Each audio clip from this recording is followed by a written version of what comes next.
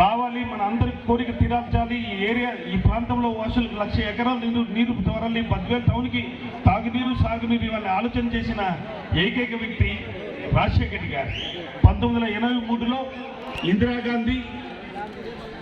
NT Ramarao, MGR రామచంద్రని ఇక్కడ పునాది వేసిన కలవ తెలుగుదేశం ప్రభుత్వంలోనే కేవలం ఆ జీతాలకి కార్లు వెహికల్ పనిని 2004లో తిరిగి రాజశేఖర రెడ్డి గారు అధికారంలోకి వచ్చిన తర్వాత యుద్ధ ప్రతిపాదన వర్కులు రాజశేఖర రెడ్డి గారు మనం కళ్ళు కూడా అనుకోలేదు. బ్రహ్మసాగరాన్ని పూర్తి చేసి 2005లోనే సోనియా గాంధీతో ఓపెన్ చేసి జాతికి అంకితం ఇచ్చిన నాయకుడు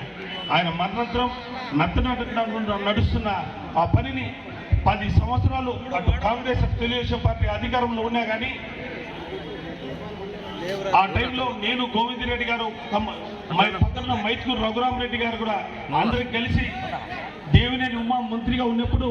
ఈ ప్రాంతంలో నీళ్లు లేవు, తాగునీరు లేవు, సాగునీరు లేవు, ఈ ప్రాంతానికి అవసరమని మనం అడిగితే మేము కాలువల మీద పనుకుంటాం, గట్ల మీద పనుకుంటాం, డ్యాముల మీద పనుకుంటాం, యుద్ధ ప్రతిపాదన చేసే పని మాది, చేసి చూపిస్తామని పలికిన ప్రగల్భాలు పలికిన వ్యక్తులు 2019లో తిరిగి అధికారంలోకి వచ్చిన తర్వాత వైఎస్ జగన్మోహన్ గారి ఆధ్వర్యంలో ఈరోజు బ్రహ్మసాగరానికి మళ్ళీ నీళ్లు వస్తున్నాయంటే 0 to 18 వరకు 600 కోట్ల రూపాయల నిధులు కేటాయించి ఈరోజు యుద్ధ ప్రత్యేకంగా దాని మీద చేసి 3000 క్యూసెక్లు తీసుకువచ్చి మళ్ళీ 13 టీఎంసీ నుంచి 17 టీఎంసీలు నీళ్లు పెట్టిన చరిత్ర ఈరోజు జగన్మోహన్ గారికి దక్కుతుందని చెప్పి తెలియజేసుకుంటున్నా. ఈరోజు బద్వేల్కి తాగునీరు సాగునీరు ఇస్తూ ఒక పక్క పూర్వమిల్ల ప్రాంతంలో కలిసిపాటు కాశీనారాయణ మండలం, పూర్వమిల్ల బీకోడు మండలాలు కూడా పిల్ల కాలువలన్నీ రెడీ చేసి బద్వేల్ నియోజకవర్గానికి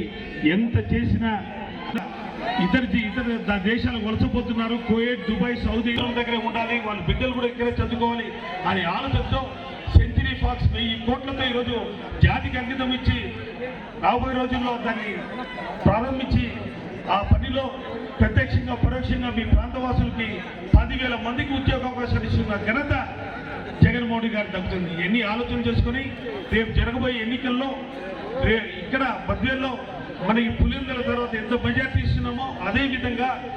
రేపు శాసనసభ్యుడిగా సుతమ్మని భారీ మెజార్టీతో గెలిపించాలని, ఎంపీ అవినాష్ రెడ్డిని భారీ మెజార్టీతో గెలిపించాలని కోరుకుంటూ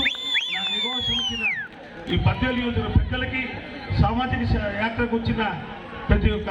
గ్రామాల నాయకులకి, మండల నాయకులకి కృతజ్ఞతలు తెలుపుకుంటూ సెలవు తీసుకున్న జై జగన్. చాలా థ్యాంక్స్ సార్. మనం అందరం ఎదురు చూస్తున్న ముఖ్య అతిథి, వైఎస్ఆర్ కుటుంబానికి ఆప్తుడు, మన ఎమ్మెల్సీ